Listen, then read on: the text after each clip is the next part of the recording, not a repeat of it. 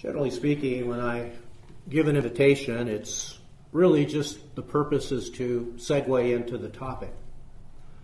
But this morning's introduction, I spent a lot of time on it this morning because through the years, I've given a lot of thought to what keeps us from wanting to be a servant. What keeps us from not being able to turn the other cheek or go the second mile? What keeps us from not seeing ourselves as people who should be living our lives in service to help other people to grow? And through the years, as I've thought about it, some things have kind of become clearer and clearer to me. And I have some scriptures. First, we're going to talk about what I think is the reason why we struggle with this, and then we'll talk about some scriptures that deal with this. So, as children, at some point in our life, first grade, second grade, maybe even in the home if we were a second or third child, we learned that people with greater abilities, stronger, smarter, better looking, they had an edge. They had an edge that if we had it, was very pleasant, and if we didn't have it, was bitter. It's very difficult. The best players always got picked first. Always got picked last. It's hard. The best players are never cut. I got cut. Pleasing personality and you're popular. Beautiful and handsome and you have opportunities. If you're smart, you get recognition and awards. Now, as I said a moment ago, if we have these things, then we have a different issue. But this morning I'd like to talk to probably the most of us who didn't have maybe one or maybe once in a while one of these things, but we kind of went through the early years of our lives, our childhood, and sometimes into our young adulthood, struggling for our position. There's always a pecking order. And as children, we don't really understand, but we know where we'd like to be in that pecking order, and we'd like to be at the top. But most of us didn't reach the top, but it left us empty and with a longing, with a drive, an ambition to want to reach that level. And so some actually have become scarred. And that's one of the reasons. And the reason I'm dealing with this is because this is the greatest hindrance sometimes to us emptying ourselves. We just can't do it because of the mental and emotional scars and blocks and feelings that we've had through the years. And so when we understand that, we start to understand what I call the inverse pride of life. Because most people, when you think about the pride of life, you think about arrogant people. People who know everything, who have everything, who look down on other people, and that's what pride is. And of course that's true. But low self-esteem and an ambition for power over other people so that we're at the top. That's a serious flaw. And as I said a moment ago, I think that's why people get so angry on the roads. On the road, I'm going to be first. On the road, I'm going to be the one that everyone else is going to treat with respect. And if that doesn't happen, people get angry. And brethren, we need to dig into this and look into this, and more importantly, we need to dig into our past and look at our past, because sometimes these are the things that are keeping us from becoming great in the kingdom of heaven. It colors our thinking. It affects our relationship with other people. If I think you're looking down on me, or if you think I'm looking down on you, or if I think that I'm better than you, or you think that you're better than me, it's going to damage the relationships in the church, and it's going to create church problems. Because some of us do wear our sleeves on our shoulder. And the reason we do that is because of these memories that we have. And it's a serious situation. I said there were some scriptures on this. I think this is a good one. 3 things the earth is perturbed. Yes, 4 it cannot bear up. A servant when he reigns. A fool when he is filled with food. A hateful woman when she is married. and a maidservant who succeeds her mistress. The servant and the maidservant, that's inverse pride of life. They've been pushed down, they've been mistreated, and now they're in a position of authority, and that's what's going to happen. Sarah's the same thing. Sarah comes up with this, what we might call today, harebrained idea. That since she couldn't have a child, she would allow her handmaid to have a child. Well, she didn't think about the consequences. Look at verse 4. He went into Hagar and she conceived, and when she saw that she had conceived, her mistress became despised. And that is what happened to many of us in high school, or in grade school, or on the job. We find ourselves, we've been pushed down and pushed down and pushed down, and now we have, this opportunity. Some think when they come into the church, this is their opportunity. And that's why you have factions in the church. That's why we have divisions in the church. Because somebody who has this attitude has come into the church, seen the wide open opportunities to become the top, and then they start lording it. And so this is important for all of us to think about. Are we like this servant who now is reigning? Are we like this maidservant who is succeeding? Or do we want to be? You see, the apostles, that's what they wanted. They were unlearned and ignorant men, and I'm drawing from an upcoming slide, but they struggled with this. I've met a lot of Christians who struggle with this. I struggle with it. You can't really, it's not a sin to be hurt when you're growing up. It's not a sin to have scars and to feel low, unloved, unwanted, unneeded. And then when an opportunity arises for us to become loved or wanted or needed, it's not a sin to move into that position. But as you can see, it can become a problem. And it's something we all need to be aware of because, we have the statement, power corrupts and absolute power corrupts absolutely. But even a small amount of power, as you see in these two verses, when a servant gets to reign, even if it's just as a steward over a small group of people. You remember the steward who beats his fellow servants? Or the man who is forgiven 100,000 or 10,000 talents, but when someone beneath him comes, he's going to lord it over them. And I think there's a powerful thing to think about in that, because Jesus is just like that person who forgave the 10,000 talents. And if we allow our scars, our hurts, our low self-esteem, our sense of littleness to force us to act like that person who grabbed the servant by the neck and said, "Pay me what you owe me," and then threw him into prison.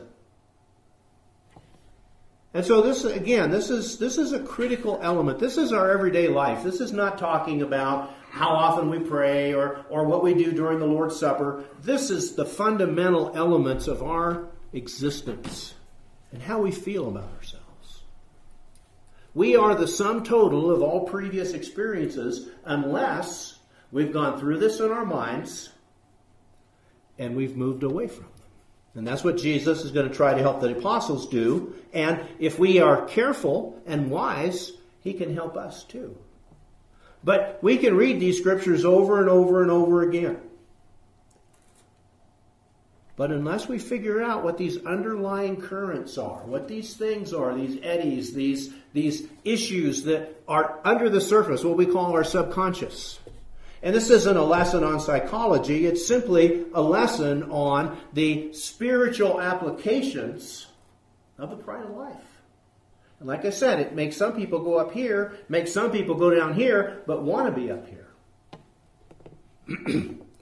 The apostles were unlearned, uneducated, ignorant, common, and ordinary. These are the translations of the two Greek words. I don't want to be ordinary. Do you want to be ordinary? Do you want to be considered common? Do you want to be considered ignorant or uneducated? I think we can all appreciate that the apostles felt downtrodden a little bit, and this opportunity to become apostles had created within them an ambition. And there wasn't anything wrong with the ambition. Jesus wasn't concerned with the fact that they wanted to be great. He was concerned with what they considered greatness to be. And so when they saw the Gentiles and the Pharisees and the Sadducees who acted like Gentiles, this is what they saw. They loved the best places at the feasts, the best seats in the synagogue, greetings in the marketplace, and to be called by men Rabbi. Can you recognize that? That's exactly what happened on the playground when we were kids. And that's exactly what happens in the workplace when somebody who's a fellow employee with us becomes a manager and suddenly realizes they have power and they start abusing that power. But instead of looking down on this, which is what we should do, we want it. We covet it. We desire it. And I use the word we loosely. Hopefully nobody here does, but I think we'd all agree that in our culture, we have a lot of this. This is what the macho American man is, and this is what the liberated female is in our culture today. There are people who are tired of being put down, and they're going to step on whoever they have to step on to get as high as they can get and enjoy the fruits, but they're worldly fruits. Now, the question, the reason I put that up there, do any of us, does this ring a bell? Does this strike a chord? Are we in this position? Most people are carrying what we call baggage. They're carrying problems. They're carrying these things. And the past, unless we forgive, unless like Paul, we forget what lies behind, if we can't get past this, we can never get over. Can never get over this hurdle. Can never get to greatness.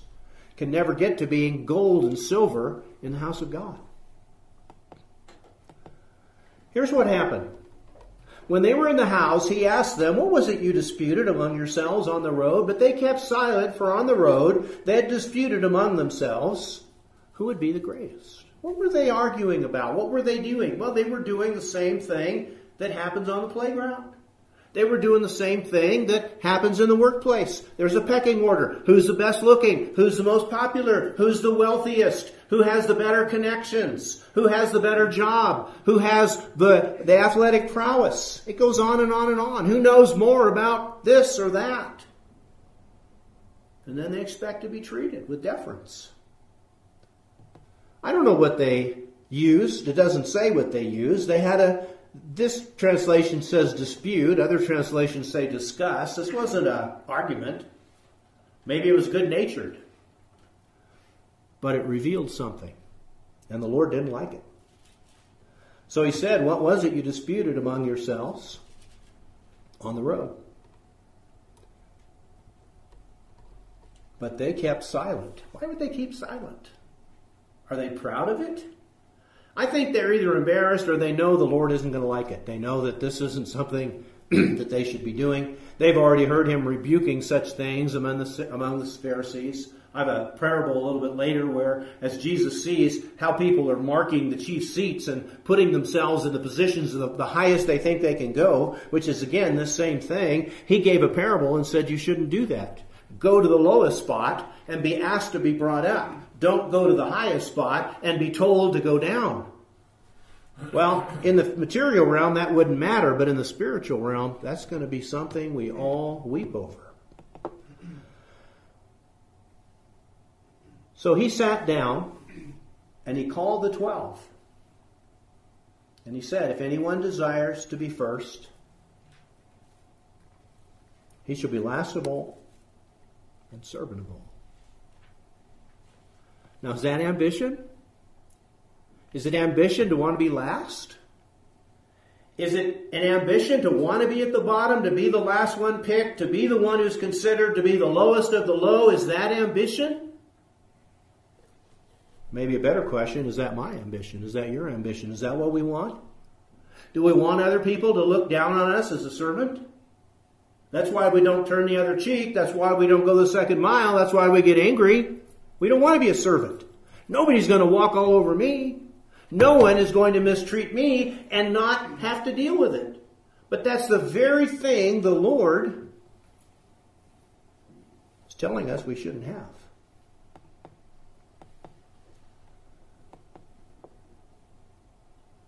Jesus didn't have a problem with their ambition. He even said, the greatest will be. The Greek word for zeal and jealousy is the same word. Because the Greeks recognize something, and I think once we talk about it, we can recognize it as well. It's the same emotion, manifesting in two different ways. Zeal means I see something you have or something you can do, and I say to myself, I could do that too, and I'm going to pull myself up to that level. I'm going to work hard. I'm going to be zealous, and I'm going to get there. Great. That's a good emotion. But the other emotion is I don't like where you are, and I'm going to bring you down. And I'm going to bring you down in my heart by jealousy and in my deeds with my words or my actions. I'm not going to serve you. If it's jealousy, it's impossible to serve someone that you're jealous of. You've got to get rid of the jealous. But if it could be zeal, well, what's the zeal directing us for? To go down. To go down instead of to go up. Jesus completely reframes the emotion and the goal. Greatness is attainable for the Christian. If anyone desires to be first, he should be last of all and servant of all. You know, that's not how we saw it when we were growing up. If I was the last one picked, I didn't say to myself, I'm the greatest one here.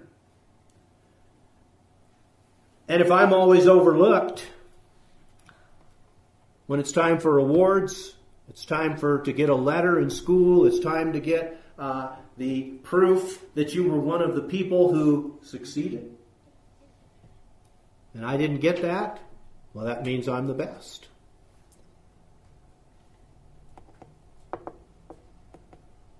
If anyone desires to be first,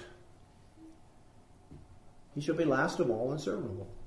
I don't know about you, but I've struggled with this through the years. I mean, I can see it. I can preach on it. But like Jesus said, I did another article yesterday about the foot washing, and Jesus says if you know these things, you're only going to be blessed if you do them. So we might have reached the point or the level of understanding where we can say, yeah, I know that. I know if I want to be great in the kingdom, I have to be a servant. Well, what did that translate into? How are we a servant? What are we doing to serve? Well, I lead a prayer every once in a while. You really think that's what the Lord was wanting for us to lead a prayer once in a while? Well, I help in the Lord's Supper.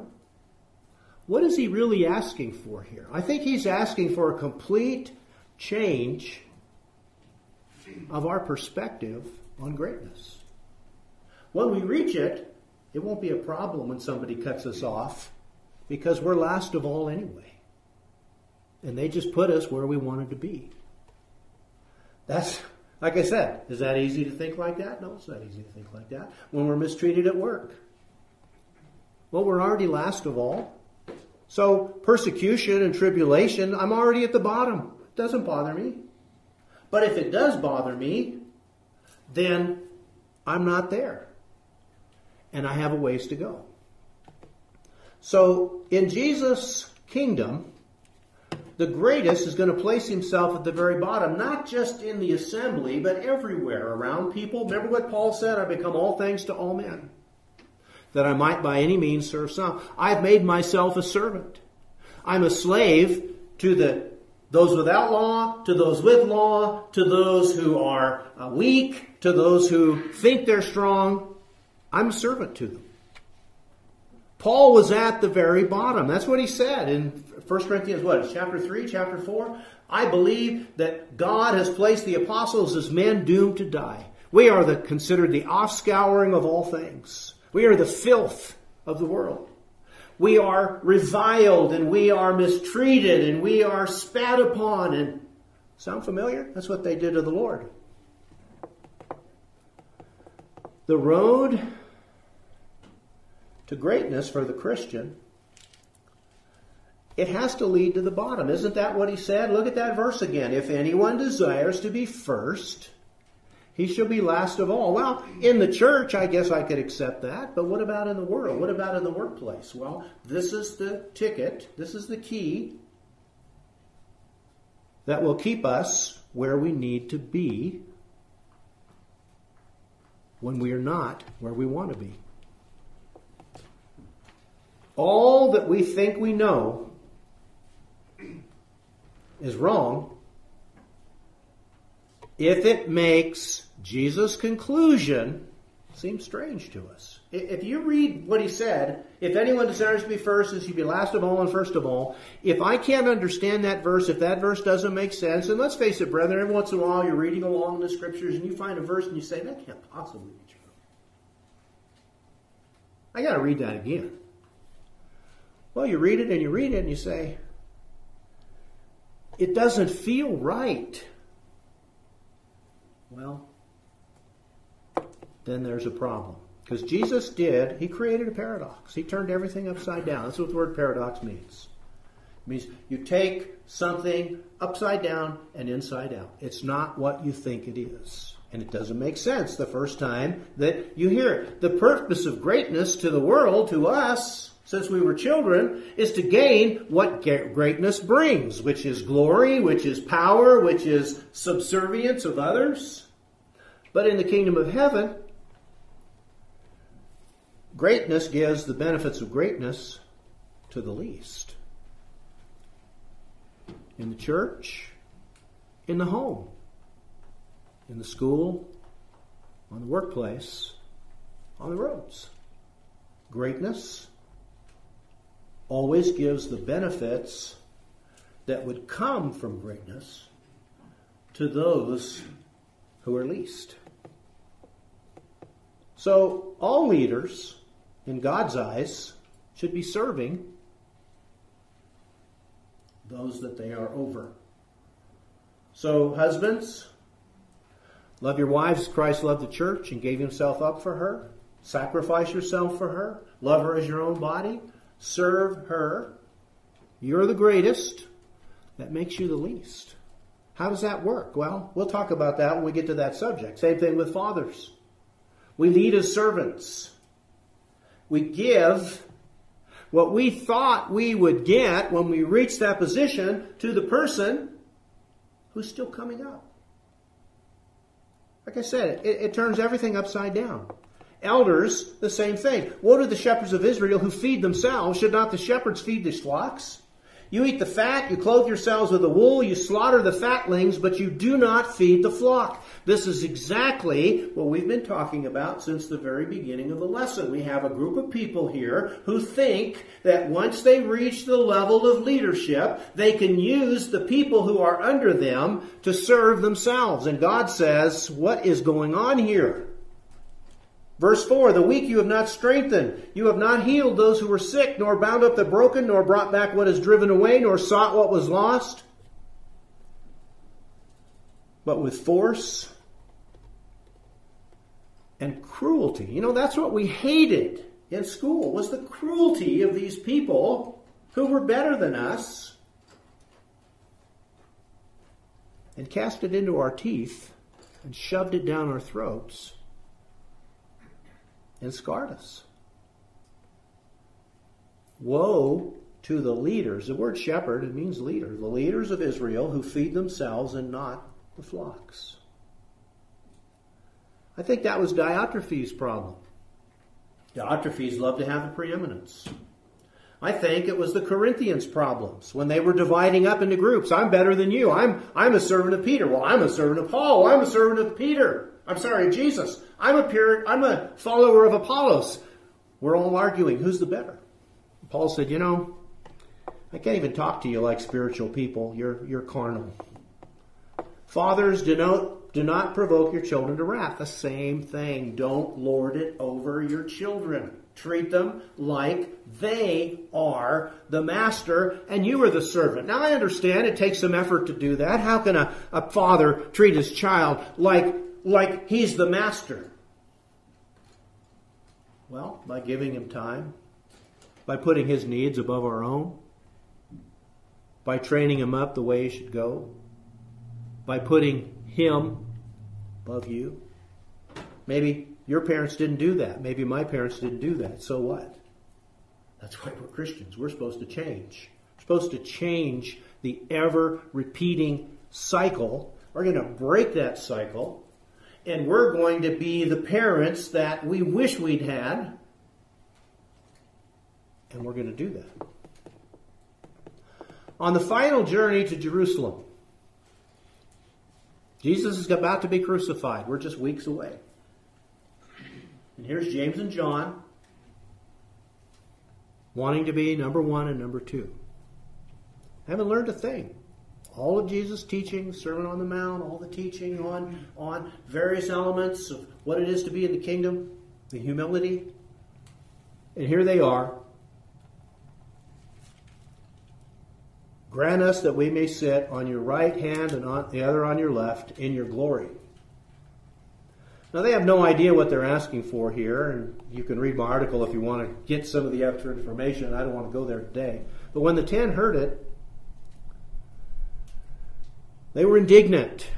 They were irritated. They were greatly displeased.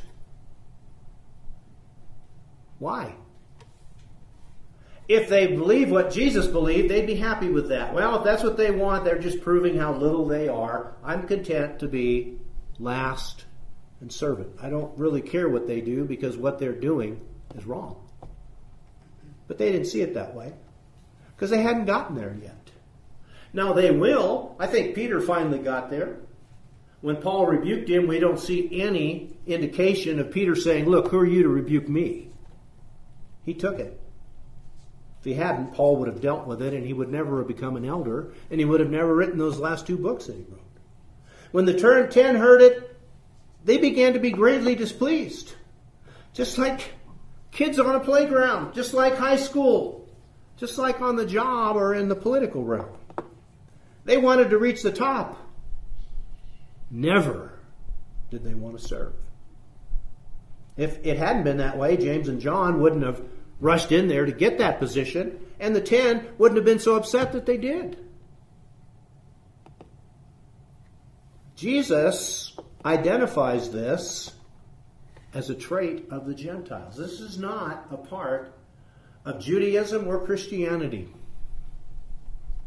Jesus called them to himself and said to them, you know that those who are considered rulers over the Gentiles, and he's not just talking about emperors, senators. He's talking about bosses, fathers, and husbands, and Jewish leaders. They're all acting like Gentiles.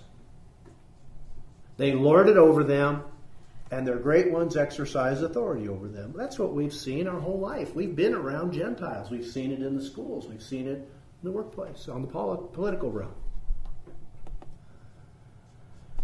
The goal is to lord it over. That's what they want. And that's what we were so unhappy that we didn't have. We wanted to exercise authority. One time, we just wanted to be the one to get the pick. Here's what we're going to do today. Oh, okay. We'll do whatever you say, Alan. If that never happens, never happened to you, never happened to me, it hurts. We want it. We see it in our government. We see it at work. We see it in the home, in the schools. Sadly, we even see it in the church.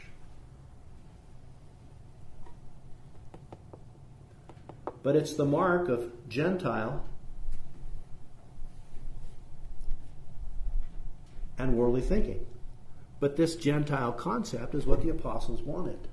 When you bring that into the church, like the Roman Catholics have, when you bring that into the church, like most denominations have, with the flowing robes and the clergy and the laity and the power the Pope wields, you end up with Gentile thinking, Gentile actions, corruption, and ungodliness. It always works that way. That's why Jesus can't have his apostles acting like this. And he can't have his servants acting like this.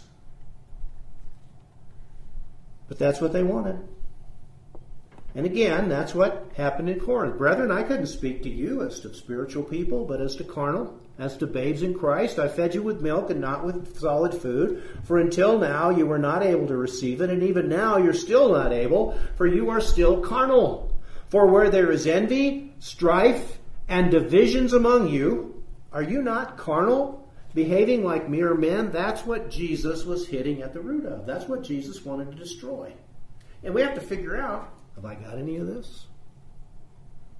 You know, as you look at what's going on in the political realm right now, this identity politics, people trying to make other people feel small so that they'll get angry and they'll do whatever it is they want them to do.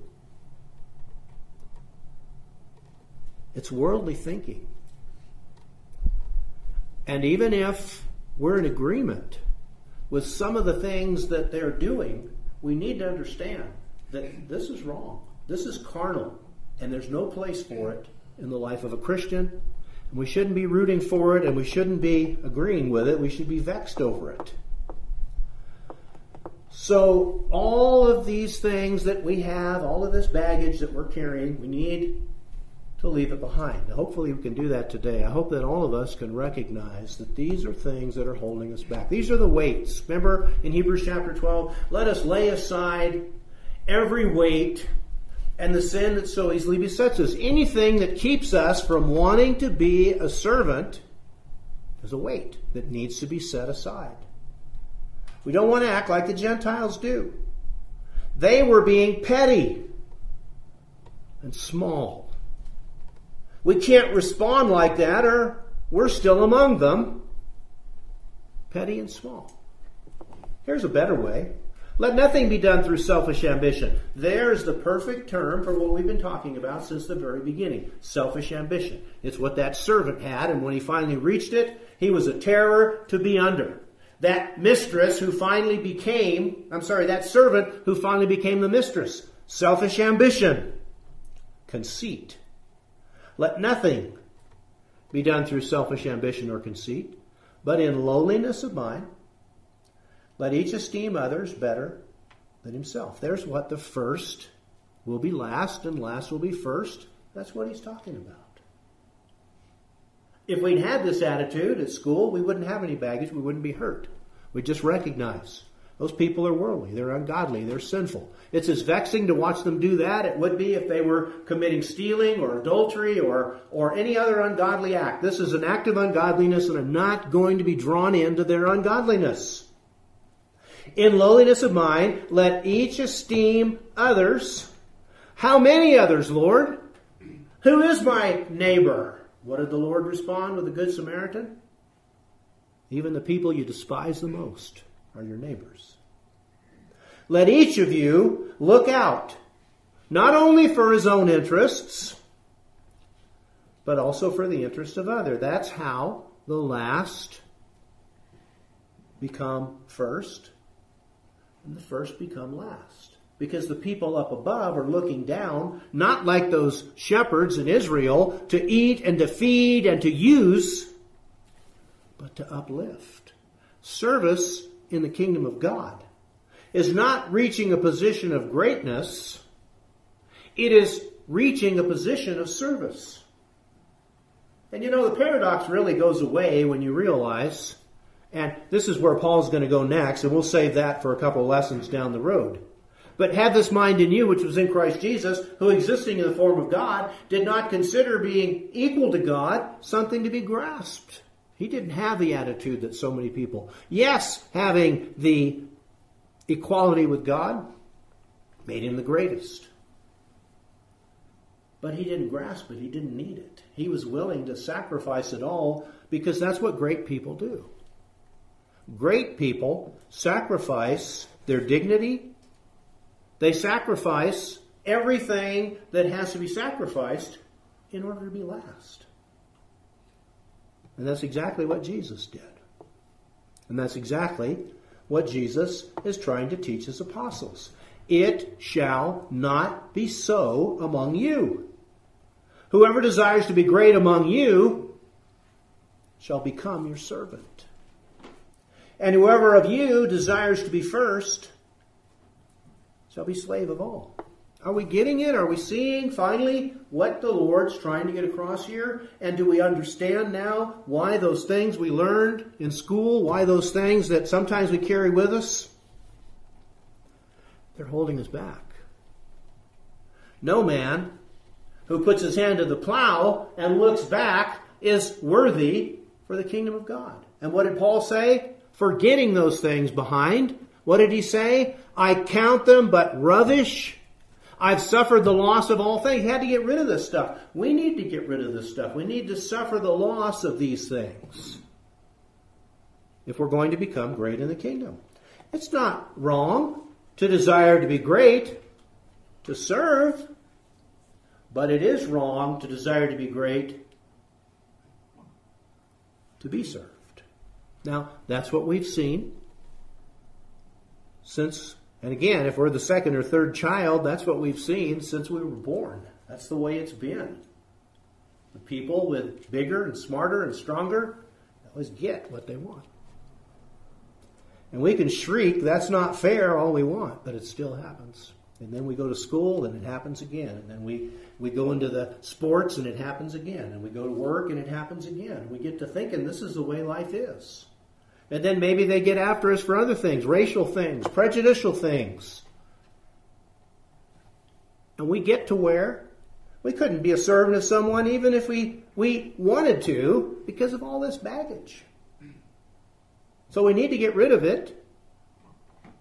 Not because of politics, not because of anything except the Lord says, if you want to stand before me on the judgment day, and if you want me to say, well done, good and faithful servant, and you truly want to be great, this won't be happening among you. The paradox, which seems upside down, must become the reality right side up. And if we can't do that, then the Lord is going to be disappointed and the kingdom is going to be losing out on something very precious. So, very quickly, because I see we're running out of time, I still have several slides to go through.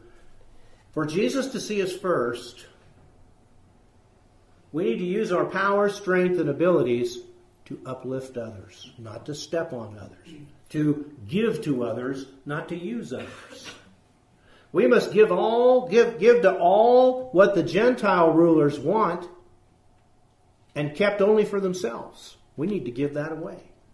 The very things the apostles sought were the very things that needed to be sacrificed. Now, when we talk about spiritual greatness, we look at people like Barnabas, who sells his property to uplift the poor. We look at the Apostle Paul, who suffered the loss of all things and now has become the servant of all, who says, I will gladly spend and be spent for your souls. Moses was the meekest person in all the earth. Samuel and Jesus. Samuel didn't let one word of the Lord fall to the ground. Jesus emptied himself. Who am I going to put on the other side? Well, Ananias and Sapphira. Saul of Tarsus, Corinth, Korah, Hophni and Phinehas, the Pharisees and the Sadducees. Can you see the difference between the greatness of these worldly people and the greatness of these spiritual people? Serving, sacrificing, giving on the one side, selfish, clinging, grasping, and putting others under themselves. Which side more clearly describes us? When greatness means giving up, where do we stand? Do you want that? Do you want to be great in the kingdom? I'll pass. I just want to stay mediocre. I want this. If true greatness is serving, sacrificing, giving to others. Where are you at right now? Do you want it? Is this something that's interesting to us? Or are we saying, you see, the answer to that question is going to determine how you feel next time I preach this lesson in another 3 or 4 years. And whether you say, oh boy, I've heard it before, I don't want to hear it again. Jesus gave us his own example. The Son of Man did not come to be served, but to serve, and to give his life a ransom for many. Not one time in Jesus' life did he ever use someone else to step up to another level. Every time in his life, he stooped down to raise someone else up to a higher level. Every first day of the week, we remember that because we're in the same boat. We are only lifted up because of his sacrifice. Because he wanted to be great. He wanted to be a great servant. In the Garden of Gethsemane, he sacrificed everything. He was crying, sweating. He was in agony. But he wasn't worldly. He stayed spiritual. He kept true. And he became our salvation. So, here's our final assessment. Do we have enough faith to move past all of our hurts, all of our scars, all of our emotional baggage? Do we have enough faith to set that aside and become a slave to all? Maybe other people have always treated us like slaves and we didn't like it. Now we find out that's the path to greatness. Wow, really? Well, if you're not convinced yet, then next week I'll convince you more. Because there's lots of scriptures that deal with this topic. So, as we now pick up our song of encouragement, what is our assessment? Do we need to make some changes? We still get mad when people mistreat us and abuse us? Paul didn't. Jesus didn't. Because they were servants. And that was normal. That's what servants do. That's what the lowest of the low has to do. That's how it's been ever since we were kids. The lowest of the low has to do it. They don't want to do it. They just have to do it. Christians want to do it. So we have a lot of work to do, and I know we've covered a lot of ground in this material. This was the article I wrote in the bulletin last week, and it's also going to be posted this next weekend, if you want to look at this more closely. But as I said a moment ago, you will never be great in the kingdom of heaven until we learn these things and until we do them. So that's where we're headed. Next week we're going to look at the foot washing. We're going to consider why the Lord decided to wash your feet. If you want to know what it's all about, you can read the article I wrote yesterday. As we open the song of encouragement this morning, we sing the song. If our heart's going to make melody with the song, then we have to make some applications and we have to make some decisions. And I hope you'll do that. And if we can help you in any way while we are singing this song, we give you the opportunity to make that known to us. Let's all stand and sing.